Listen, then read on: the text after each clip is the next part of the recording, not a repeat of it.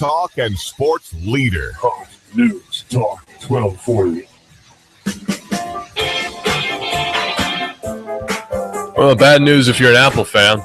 There's a new exploit that can actually crash your iPhone with a mere text message. It's just that easy. Now, there's a lot of things which sometimes are described as unhandled exceptions or what have you, but for some reason the iPhone just can't handle a certain series of characters, and I'm not certain why that is, and it's sort of baffling quite a few people, but it's really weird. But the iPhone just cannot handle this certain sequence of characters, and when it's presented with them, it just crashes. So we're not sure why that is exactly. I guess an error in the coding, or maybe they just didn't expect that it would ever be used, or what. But it's really, really bizarre. So Ars Technica has a really good article about it. It's called "Beware the Text Message That Crashes iPhones." So there's yet another iOS bug that causes Apple devices to crash when they receive text messages containing a string of special characters. With further finessing, that same exploit may also be able to attack Macs, since OS X is unable to process the same combination of characters, which are technically known as glyphs. The menacing combination of ASCII and Unicode-based characters looks like a bit of Arabic, actually, and some odd characters I don't understand. I'm not sure what they are. According to people who are investigating the bug, the text causes iPhones running various versions of iOS to promptly crash. A flurry of Twitter users, angry that their devices fell victim to text messages, indicates that the bug is causing some problems. Apple will almost certainly issue a fix. In the meantime, users can protect themselves against this nuisance text by going to the system settings and navigating to notifications, messages, show previews, and then turning it to off. So set it so your phone does not show notifications, and you should be good to go. Or rather, does not show previews of notifications. Just turn that off, and you should be good to go in case somebody of yours finds that string of text and then copy pastes it into a text message and sends it to you. It's really bizarre because it looks like a string of what looks like Arabic and then some almost kanji. Perhaps it is. I'm not sure. And just a string of what's apparently random characters, or seemingly random characters, that'll crash an iPhone. So if you have a friend who owns an iPod or iPhone and you kind of want to mess with them, you can send them that and it'll mess them up. According to the people investigating the bug on Reddit, it's causing them to crash. So that change will prevent the attacks that are currently circulating online, but it might not stop miscreants from finding new ways to crash people's iDevices. According to the Reddit thread where they've been posting about it, messages sent over WhatsApp could also trigger the crash, and depending on the way the individual apps parse Unicode glyphs, other programs may do the same thing. The bug can also trip up OS X, although the attack requires the target to concentrate or paste a malicious file into the Mac terminal, according to a researcher who goes by the Twitter handle Hacker Fantastic. So it's appearing that just a string of characters can cause your computer or phone to inadvertently crash without any seeming explanation. So it's a little bit frightening for those of you who may own an iPhone. On the bright side, it doesn't appear that this can actually do anything malicious other than crash it. I'm assuming you can just restart and be good to go. That's how it's appearing anyway. But it's a little bit disturbing that this could affect anybody's iPhone. Now, fortunately for me, I don't have an iPhone. I have an Android phone, so I'm not susceptible to such things. And I'm glad I don't own an iPhone, actually. I think my lucky stars every day that I don't own an iPhone, because I'm really not a fan, actually. I mean, yeah, say what you want. Ooh, they're American made. Ooh, they're designed by Americans and such. I don't know. I'm just not a fan of the iPhone. It's not really my thing. Not really my bread and butter. It's just something that really, I just can't use it properly, I suppose. It's just not something I'm really into. The iPhone, just not my thing. There's something about the interface that seems not really clunky, but just it's not for me, I guess. That's all I'll say about it. It's just not for me. If you use it, that's totally cool, and I'm happy for you, but I just can't get into it either way. Oh, speaking of not understanding things, so I was on, what was it? It was a news channel. I don't remember which one, but it was one of those news channels, Facebook feeds, and they were posting about a guy from Georgia who they found out was wanting to join ISIS. And the comments for that particular article were actually kind of funny because, well, number one, people can't spell. And it drives me crazy how people just can't spell. So that's, public education for you. These people just can't spell. For some reason, they're spelling traitor like Trader, traitor. This person is a traitor. So I posted in the comments, this person is actually not involved in trade as far as I know, and thus is not a traitor. And that got people all riled up because they thought that I was saying that he's not a traitor. Well, the thing about that is, though, is that these are very dangerous people, actually, who are calling for acts of violence against this guy. Because, you see, there's been no due process yet, right? These people are saying this, he should be hung, he should be shot, they should have some Marines kick his butt, all these different ridiculous things. And, well, yeah, I mean, maybe, but he hasn't actually done anything wrong yet, as proven by the law, right? Like, he's under arrest, sure, and he's going to have a trial. Now, after that trial, we can determine what's going to be done with him. But before that, it's really kind of actually inappropriate to be talking about how he should be strung up and all these different things. It's ridiculous because he is an American citizen just like anybody else, and you can't just revoke his citizenship. For one, it doesn't work that way, and you have to give him a fair trial. That's just how it is. Due process. I know it's a foreign concept perhaps to a lot of people, that somebody who, even if you don't like them, has committed a crime is subject to a fair trial of his peer, with a jury of his peers and everything. It's still the legal process, and it's still something that needs to be done, regardless of whether or not he's been accused of plotting to attack the United States or not. It doesn't particularly matter. And people are saying that he should be charged with treason. Well, yeah, he can be charged with treason, absolutely, but he might not be convicted of treason. Well, you have to consider, too, that treason can only be, somebody can only be charged with treason in time of war, and we're not in a period of declared war, as far as I know, anyway. So I don't think he could be charged with that either. So the whole situation is just ridiculous to me, because people are getting so up in arms about something where he's a guy who hasn't actually committed any acts of violence yet. He was supposedly plotting. So these are all just allegations, and people just get upset about allegations. So you have to remember that if we're going to start calling for the beheading of people based upon allegations, that doesn't really make us any better than the people who we're supposedly fighting against, right? I mean, think about it. Think about how there are people in other countries, perhaps, who are calling for the beheading of people based upon allegations because they've violated some religious law. I don't know if that actually happens, but let's just assume that it does. So then when somebody says, oh, well, I'm going to go fight for those guys, we say, well, we're better than them. And based upon these allegations that you have said that you want to go and join them, we're going to call for your beheading. It doesn't really make us any better than them. We're doing exactly the same thing, but for some reason, because we're doing it, it's okay. It doesn't really work that way. So it's very premature and very inappropriate to start calling for the beheading of somebody and for the hanging of somebody and the shooting of somebody based purely upon allegations. Allegations are just that, allegations. It might turn out that these allegations are not true. These accusations against him are entirely baseless. We don't know at this point. There's no way of knowing at this point. So to call for somebody's beheading based upon allegations is incredibly irresponsible. Thankfully, these people are probably not going to be called to a jury because they posted about it on Facebook. So thankfully, they'll not be in the jury. Speaking of jury duty, I found out the other day that I actually cannot be on a jury, and I'm very disappointed. So why can't I be on a jury, you might be asking? Well, the reason I can't be on a jury is because I'm not registered to vote.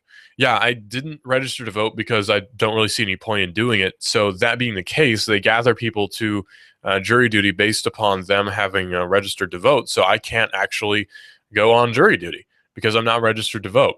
And I'm also not registered for a lot of other things that they tell me I should have been.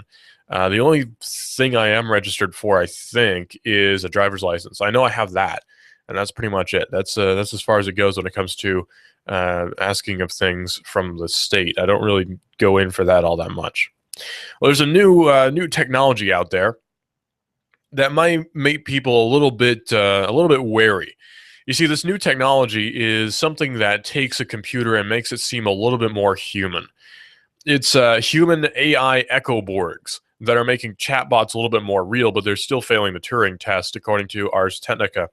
So artificial intelligence research is still quite far from developing chatbots that seem convincingly human. Now, by a chatbot, they're referring to the different online, chatbots. And what happens is you type text into a text field, and you hit enter, and it's just like instant messaging on the internet. And a robot will reply. A artificial intelligence will reply to you in whatever way it sees fit. Most of the time, it seems to be pretty nonsensical, and it just doesn't make any sense at all what it's saying to you. Sometimes you can actually hold a conversation with them. Most of the times you can't. But this new one, it appears, is a little bit better than some of the others. So researchers at the London School of Economics and Political Science have designed a series of experiments that test whether human delivery makes a difference in how people perceive an artificial intelligence system. The experiments, published last week in the journal Frontiers in Psychology, investigated this problem by using an echo board. This is a person who acts as a human front for a chatbot. They say out loud the chatbot's response to each input. So the Echo Borg is an artificial intelligence themed adaptation of the Cyranoid technique used in various psychology experiments, which sees one person shadow the speech of another. It turns out that shadowing speech, repeating exactly what someone else has said while someone else is saying it, isn't very hard for people. They're able to do it with a delay of only a few hundred milliseconds, and they can even automatically mimic features and original speech like stress and pitch. This means that shadowed speech doesn't sound noticeably different from the real thing. Just ask me, because I do it to my sister all the time to drive her crazy. She'll say something, and I'll be saying exactly what she's saying at exactly the same time, and it just drives her crazy. So that's sort of something that I've gotten to be pretty good at. And it just drives people nuts. Well, the good thing about that skill is that you can do it in applications that don't necessarily drive people crazy. This technique allows experimenters to tease apart the content of a conversation from the person who delivers the content. For example, if the shadower remains constant, say a white male adult, while the conversational content is supplied by a variety of people, say black versus white, male versus female, adult versus child, it becomes possible to work out which parts of someone's speech, or rather someone's reaction, are determined by who they're speaking to compared to what is said. In the case of the Echo Borg, the technique helps to separate what effects are caused by content generated by a computer as opposed to content delivered by a computer in text format. So what they've done is, what happens is, and I'll sort of try to break this down. What happens is you're talking to a robot, essentially. You're talking to artificial intelligence. You type in what you want to say to this thing, and the machine will come up with a response, and the person who is in this room reading the response isn't actually reading the response. So you, the user, are not reading the response that this AI is putting out. Instead, somebody else is, and is reading it out to you as though it were an actual speech thing. So that being the case, it seems as though you're having sort of a conversation with a real person with sometimes bizarre results. So the researcher could get responses from two different sources. Source A was the chatbot called Cleverbot, which has learned to create responses based upon conversations that it's had in the past. Source B was a participant in the experiment who had been told to respond to messages in a text interface. This participant had no idea that they were part of a Turing test. Each of the earpiece-wearing Echo Borgs was randomly assigned to speak the answers of either Source A, the chatbot, or Source B, the human. So the 41 participants in the experiment were shown a text messaging client with two windows and told that they'd be interacting with two agents at the same time. They were told that they'd be asked which of the two agents was a real human. The researchers wanted to compare how having human responses differed from text responses. Because of this, they've divided the participants into two groups. One group, with 20 of the participants, typed their half of the conversation into the text client, but got responses from the two Echo Borgs sitting in the same room. The other 21 participants just had text chats the whole way through. So all the text-only participants correctly identified the real human. In the other setup, half of the conversation spoken by the Echo Borgs and only two of the participants didn't identify the real human, but this result wasn't statistically significant. Although a larger sample size might change the level of significance, these results suggest that even when it's a human giving the responses, it's still pretty easy to tell a chatbot from a person. So what can we glean from this? Well, what we gather from this is that we can usually tell when someone is human. And it seems to be sort of almost an intuitive thing on our part as people. We can tell when somebody is a human. And it's really kind of odd. It's really strange when we're able to have this sort of sense of when a person is an actual person and when a person is, well, not. So we have this sort of intuitive thing. You might call it an extension of one of our senses. there's only 5 basic senses. They like to say that anyway. There are actually quite a few more. There's sense of time, there's sense of location, there's sense of distance. There's all sorts of different senses. There's sense of speed even. There's all sorts of different senses that are apart from the 5 main ones. And perhaps the sense of human is another one where we can determine whether or not the person we're speaking with is an actual human being. That might be one of our senses. Who knows? It seems to be sort of an intuitive thing that most people are capable of using. Very odd. Well, Uber, the car sharing service, the ride sharing service, Uber, is adding new features to driver's side apps for hearing impaired drivers. So Uber, according to TechCrunch, is now making changes to its driver's side app to provide better functionality for deaf and hard of hearing driver partners. For years now, Uber's driver's side app has used audio alerts to notify the driver when a passenger is waiting to be picked up. This put Uber's deaf and hard of hearing drivers in the position of having to text their intended passenger to let them know that all communication would need to be text-based. Today, however, the company is rolling out an update to the app that uses a visual alert, flashing lights, to notify drivers of the waiting passenger. This feature is opt-in, so hearing drivers can stick with the audio alert if they prefer. The update also changes some of the functionality for passengers being picked up by deaf or hard of hearing drivers, removing the option to call your driver and prompting the user to input their final destination before the car arrives. So there's no confusion or there's no awkwardness about trying to tell this person who can't actually hear where you're wanting to go. It just smooths things out a little bit, makes it a little bit easier for both you and the driver. So they say when we talk to our driver partners who are deaf and hard of hearing, the most common thing we heard was that it was hard to get the destination information from a passenger who perhaps isn't used to inputting their destination into the app, said East Coast Regional General Manager Rachel Holt. These things will be significantly or rather slightly different for users who are new to this new system. And so they're going to be able to, at least hopefully, use this new system in order to determine whether or not the person they're communicating with is hard of hearing, and if that person actually is hard of hearing, then they're going to be able to input their destination much better without any sort of confusion or without any sort of delay or what have you. So really, it's going to be a seamless experience. Uber is working alongside their driver partners as well as the National Association for the Deaf over the course of the past few months to develop the new features of this app. It will initially roll out in Chicago, Los Angeles, San Francisco, and Washington, D.C. as the company tests the changes, and will eventually launch across Uber's entire network. Now, we, of course, have Uber here in the Chattanooga area, so hopefully, anyway, people in the Chattanooga area will be able to make use of this as well, so that deaf or hard of hearing drivers won't have any hangups about perhaps becoming an Uber driver. So it's very encouraging for those of you who are in that community, so you don't have to worry about that sort of thing. So very helpful, I suppose. We have a lot of great programming here on Hot News Talk Radio. We have Imus in the Morning, we have Laura Ingram, and we have my show, which of course is Digital Drive, where we talk about technology and quite a bit more.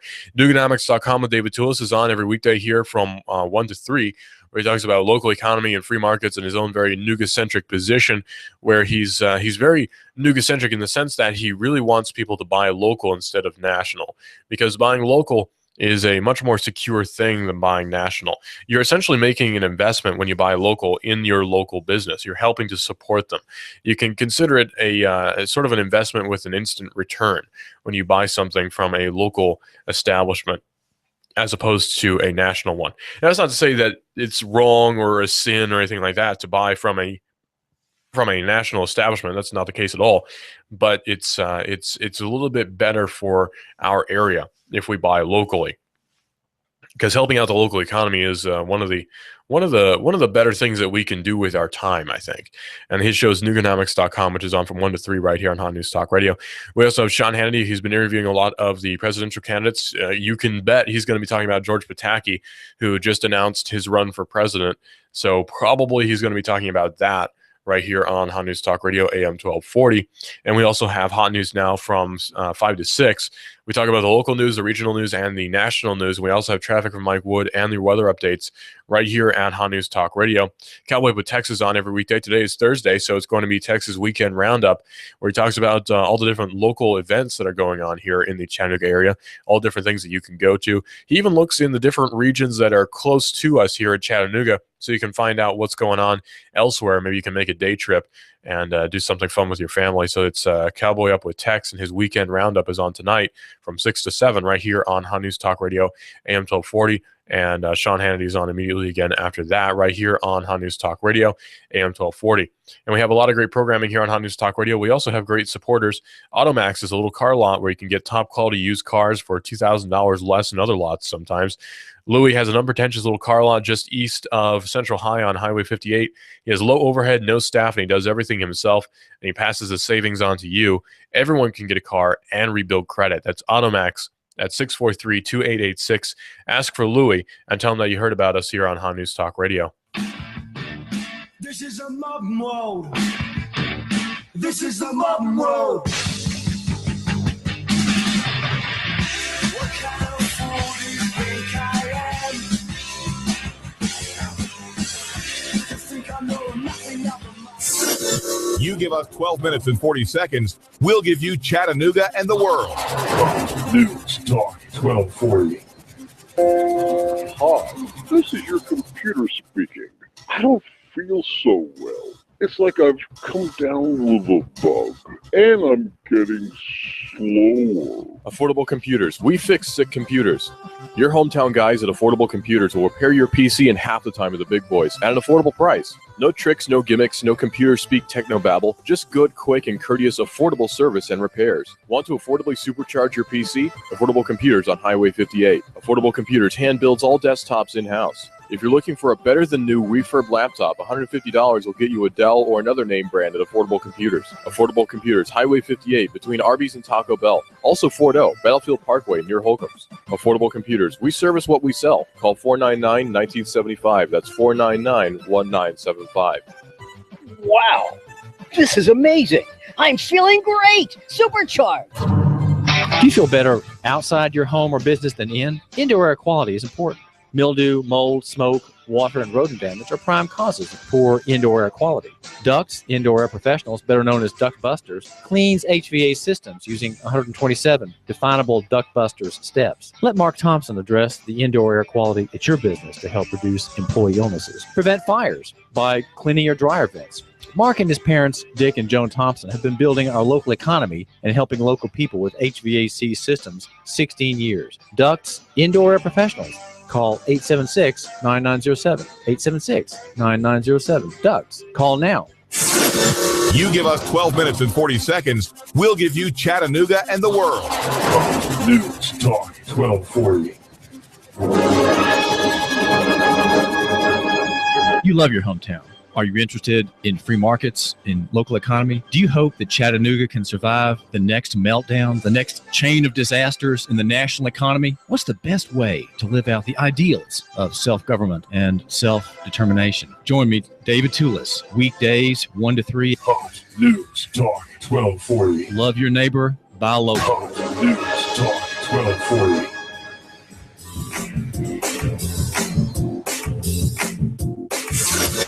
You give us 12 minutes and 40 seconds, we'll give you Chattanooga and the world. Hot News Talk 1240. Fox News Radio, I'm Lillian Wu. The crowded field of GOP presidential contenders growing. Former governor of New York throwing his name into the presidential ring. I announce I'm a candidate for the Republican nomination for president of the United George Pataki in Exeter, New Hampshire, a short while ago. Pataki becomes the 8th Republican to officially join the day after 2012 GOP runner-up Rick Santorum launched his campaign here in Butler County. Both Santorum and Pataki face uphill climbs, trailing top-tier candidates in most polls. Fox Radio's Jared Halpern. The Arkansas Supreme Court says it won't hear new arguments over whether to legalize gay marriage, but it'll leave a ban in place until it rules. And a Los Angeles man being held on more than $1 million bail for allegedly starting a massive fire in downtown LA back in December, which gutted a $1.3 million square foot unfinished apartment building, even damaging a freeway. Fox News. We report, you decide.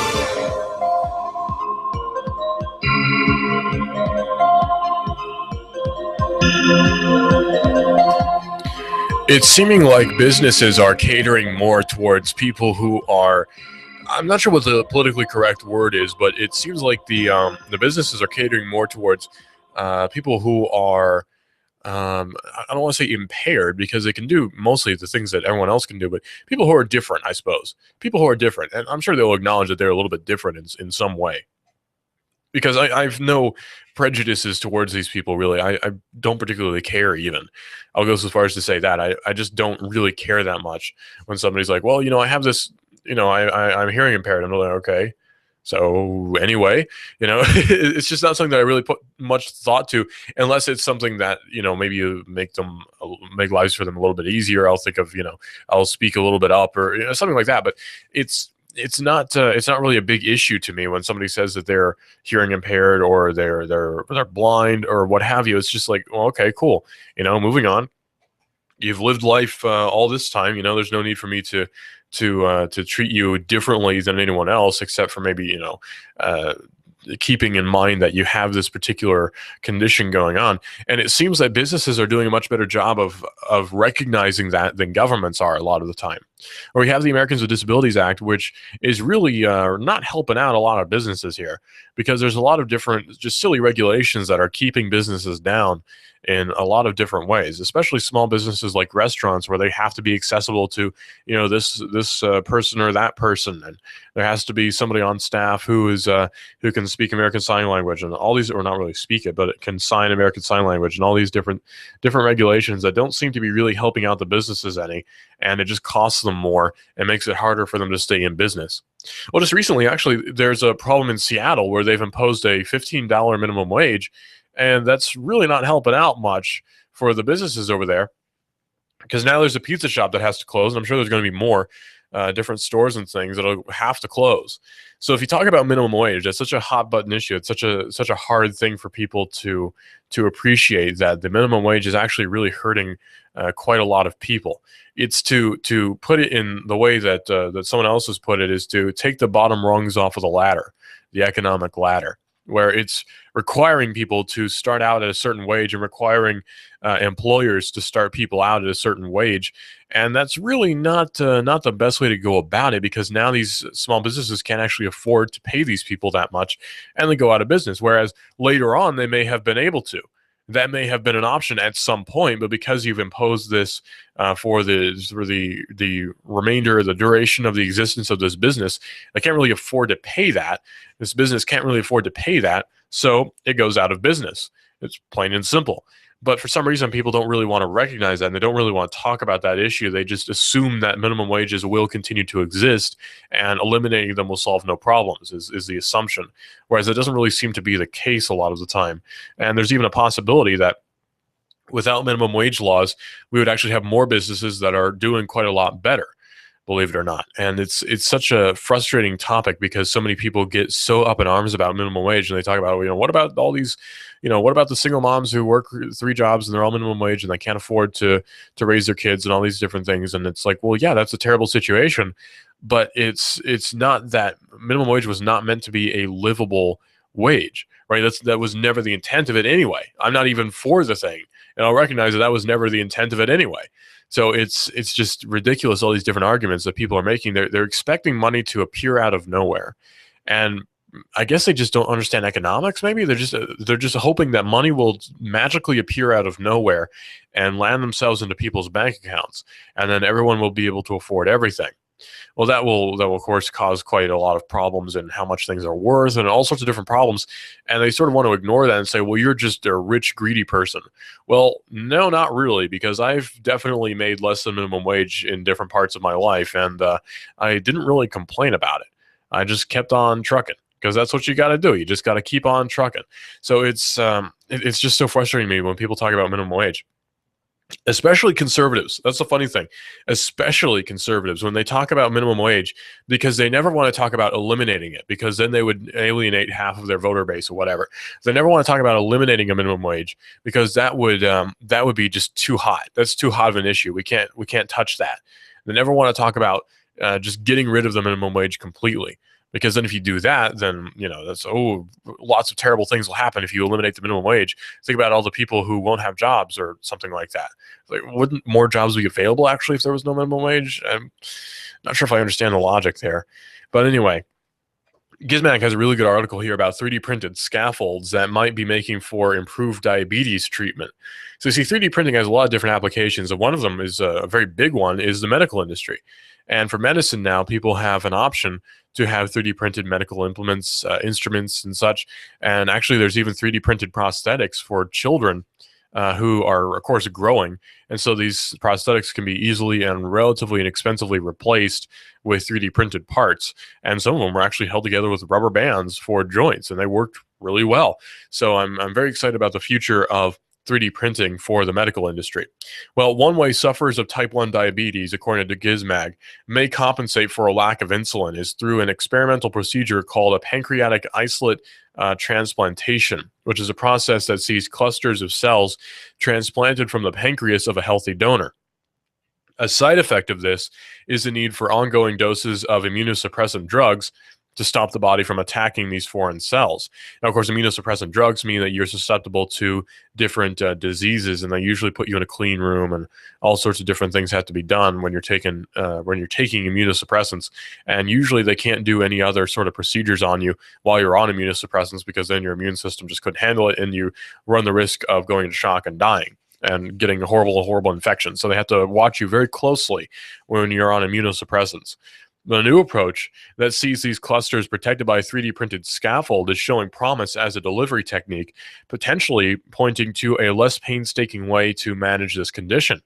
For sufferers of type 1 diabetes, crossing the threshold to dangerously low levels of glucose in the blood can have a range of nasty effects, including dizziness, sweating, or even unconsciousness, and then death.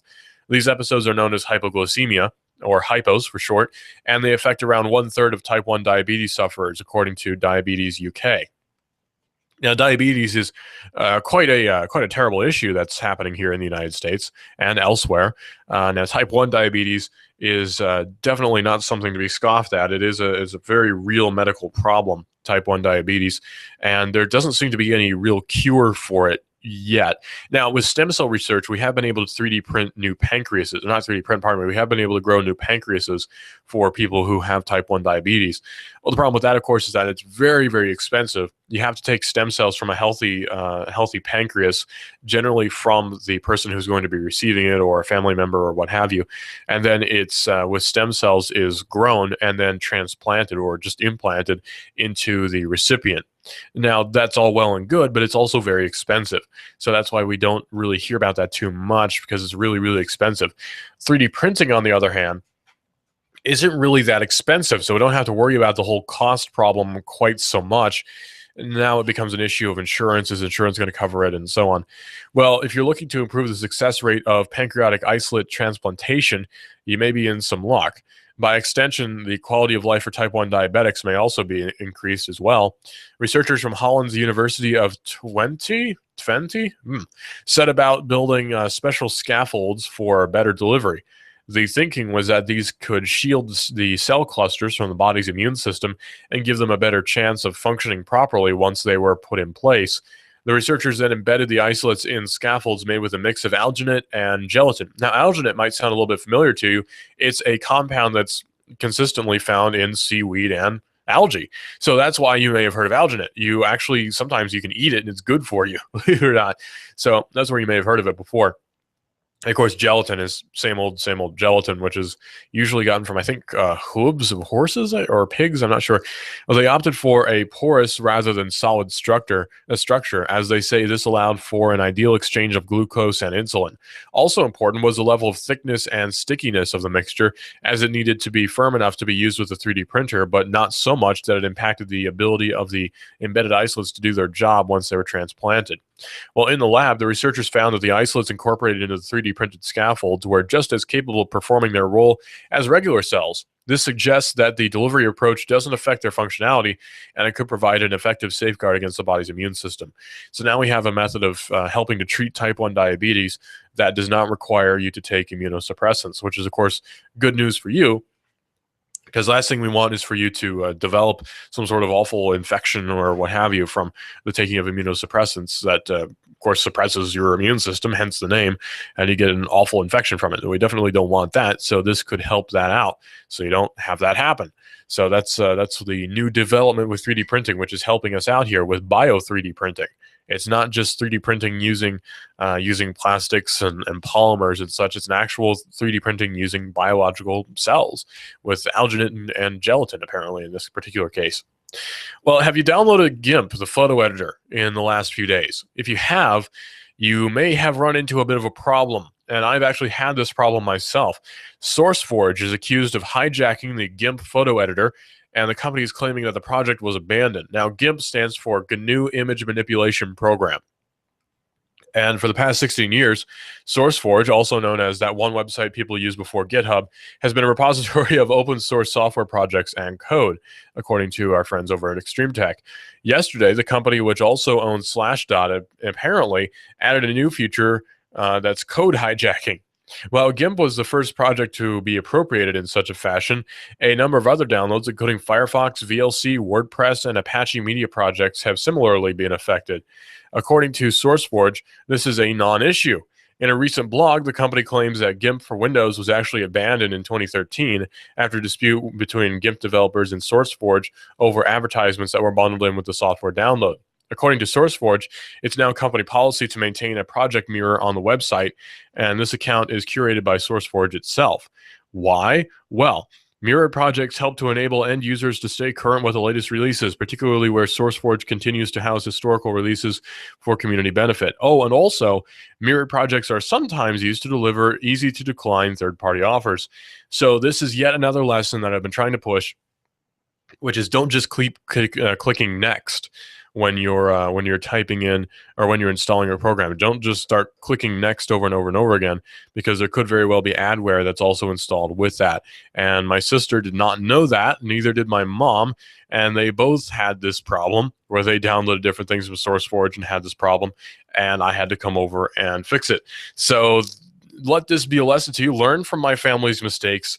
Don't just click next when you're installing something. Make sure you understand what's going on here, because sometimes there'll be a checkbox that says, by checking this, you agree with the terms and conditions and you agree to install such and such plugin for Mozilla Firefox.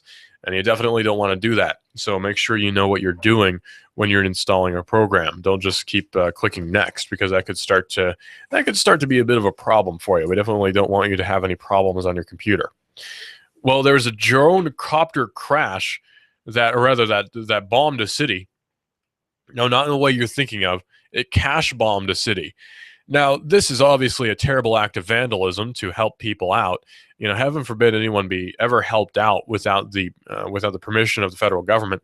But what happened in this case is a drone copter actually cash bombed a city park in Michigan. It was flown from a hotel roof. So it's a remote-controlled helicopter that dropped about $100 worth of bills on purpose. So on Tuesday, an 8-engine remotely piloted helicopter circled over a park in Grand Rapids, Michigan, and then started dropping cash. A cloud of dollar bills was released from the compartments in the drone and floated down on a lunchtime crowd in Rosa Parks Circle, causing a scramble for the cash, an estimated $100. Now, $100 to you might not sound like a whole big chunk of money, because possibly you're a small businessman, maybe you work in, you make six figures and what have you. But $100 to me, hey, that's some extra stuff I can buy. Maybe that's a gun I can buy because I really want one. But you know, there's a lot of different opportunities that can arise for somebody with just a mere $100. So you can sort of understand the scramble that was caused here. According to Melvin Blom, a creative consultant for the Michigan newspaper website MLive, he says it was hovering over the center of the circle, and after a couple of minutes, it dropped what appeared to be money, says Melvin. And the drone dropped cash over people in the square. Blom said that he saw people atop the nearby JW Marriott hotel roof who appeared to be controlling the drone. The drone appeared to drop about $50 worth of cash from one of 4 compartments. Another compartment was already empty when Mr. Blom spotted it. A number of children rushed to pick up the money and were caught on a cell phone video by onlookers, but parents of the children and local police expressed concern that it could have caused them to be struck by a car because of their proximity to the street. Now, were they in the street? No. So I'm not sure what their concern may have been, but maybe there's something here that I'm not missing, or maybe there's something here that I am missing, I should say. Sergeant Terry Dixon of the Grand Rapids Police Department told Chance Magazine that there's money dropping from the sky, and how often does that happen? Well, the problem is that it could become a safety hazard for the kids or the youths The kids or the youths. Youths is a new phrase that people really like to use, and I really don't like it. Youths. It just sounds so high and mighty. Look at these youths down below. I don't know what they're trying to go for here with saying the phrase youths. It just seems so obnoxious to me. So don't ever refer to me as a youth. I'll be very, very unhappy. And I'll probably look at you in a very unpleasant way. The problem is that it could become a safety hazard for the kids or for the youths that are running to get the money. They could be crossing the roadway and inadvertently be struck by a car or something like that, says Sergeant Terry Dixon of Grand Rapids Police Department. Now, Mr. Dixon, I'm sure he has all the right intentions, but you know what they say about those. But despite all of his well-meaning intentions, he doesn't seem to understand that children actually have these things that most people have. They're called brains. And these children perhaps wouldn't be so quickly inclined to run right into a car just because they saw $5 floating by. I don't know about you, but I don't really get that in my head. No one has claimed responsibility for the drone drop. After dropping the cash bomb, the octocopter flew off to the offices of MLive and the Grand Rapids Press. So it's unclear so far who dropped this nefarious package of money, but nevertheless, it was pretty funny, and for some reason, people are getting very upset about it. And people like to get mad about things that are just so simple and so innocent. You know, the guy drops some money and tries to have a bit of fun, and let's just act like it's the worst, safety hazards. Have you ever thought about how people might walk into the street and die? Well, kids can walk into the street and die at any point, whether or not there's cash present. So the whole argument is it's so silly. They're trying to bring a public safety angle into this when there doesn't really need to be one.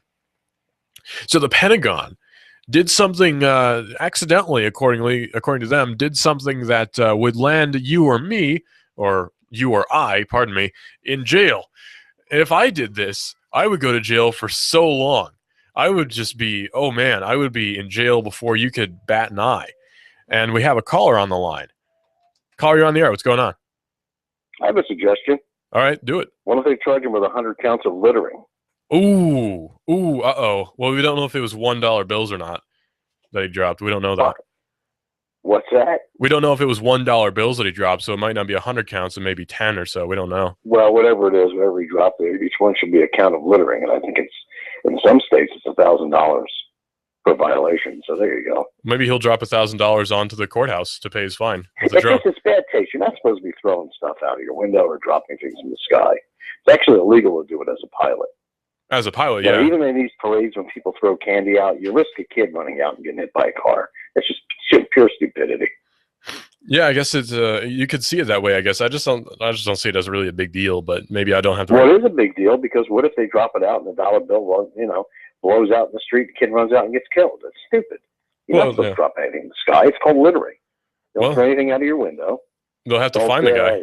And I'll tell you an incident I had several years ago. I had some bimbo with me. I gave a ride, and she ate a banana and was about to throw it out the window. I said, "Don't throw that out the window. It's littering." She said, "It's biodegradable." I said, "So are you." So should I throw you out the window?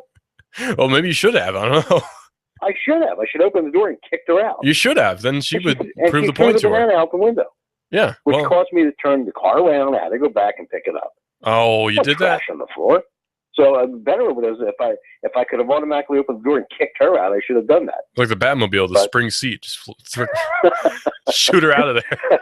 But you're talking about anthrax live. I heard you doing that. Yeah, we're going to get into that. Discussing that. And can you imagine? We weren't in danger of shipping anthrax live to Tennessee by accident. Right. So the background is that the Pentagon shipped some anthrax out over the whole country. And thanks for your call, by the way. The Pentagon shipped some anthrax via FedEx over the entire country, and in fact over to South Korea as well. And they're not really going to be facing any sort of fines or anything like that for that. So the Pentagon this week said that it accidentally sent live anthrax samples to government and private laboratories in at least 9 states and to a U.S. military base in South Korea. Now, one of those states, by the way, was Tennessee. And the Associated Press is reporting that the samples originated from a Department of Defense lab in Utah, which was supposed to send out killed samples, but they did not. The labs were not equipped to handle the live spores that they received, though the military officials say that there was no indication that the potentially fatal bacteria poses a broader health risk, and exposed workers are undergoing treatment. So this is potentially fatal, but you're okay. Don't worry about it. So we go from one extreme to the other. We go from a milder case of littering to a case of potential bioterror that happened at the hands of the Pentagon. There's no known risk to the general public, says Colonel Steve Warren, and there are no suspected or confirmed cases of anthrax infection in potentially exposed lab workers, says Pentagon spokesperson Colonel Steve Warren to reporters on Wednesday. He added that the Department of Defense has suspended all shipments of the material until an investigation is completed, citing an abundance of caution. Well, I certainly do appreciate that effort that's being made by Colonel Warren. ABC News is also reporting that the samples were shipped on April the 30th to labs in California, Delaware, Maryland, New York, New Jersey, Tennessee, Texas, Virginia, and Wisconsin, according to NBC News. Now, I'm not sure where the lab is in Tennessee that they were shipping it to. Perhaps it's a CDC facility, and it might be a private institution. We don't really know. That hasn't been disclosed and probably never will be. Only the Maryland samples have been confirmed as live Bacillus anthracus, a.k.a. Anthrax, a.k.a. a really cool band, by the way. Anthrax is a really good band. Though it is suspected that the others received live spores from the same batch. 4 workers at commercial labs in the U.S. are undergoing post-exposure treatment, the BBC is reporting, as are 22 military personnel at Osan Air Base in South Korea. Now, I have a novel idea that might stop this sort of thing from happening. How about we quit developing bioweapons? Now, that sounds a little bit extreme. I know we have to fight terror with terror, but how about we just stop developing bioweapons so that we don't run the risk of, killing an entire town with spores of anthrax? Now, think about this from another perspective. What if you own a small business, and this small business works in military contracts, maybe with the development of bioweapons, and you have some anthrax on your hands. So your company decides to ship this anthrax over to a lab somewhere, and gee whiz, there's been a wreck, and the truck that's containing this anthrax, well, golly gee, it's turned over and crashed, and now there's anthrax spores all over the place. Who's going to be held accountable? Well, you are, of course. Your company is going to be, raked over the coals, and you're probably going to lose a lot of money thanks to all the lawsuits.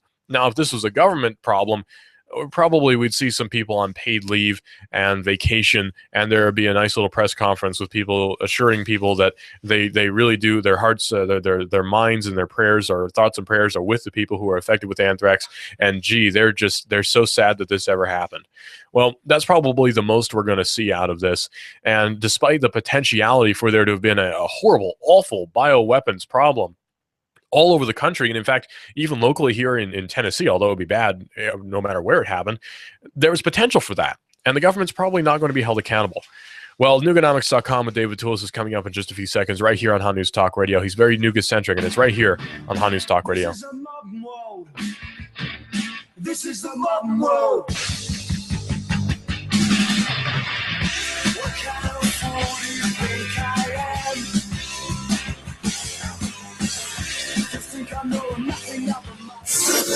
You give us 12 minutes and 40 seconds, we'll give you Chattanooga and the world. News Talk 1240. Surgery does not have to be financially painful. Hi, I'm Surgical Dr. David Redd, and I'd like to invite you to my walk-in surgery clinic in North Shore. Quick Surge brings you immediate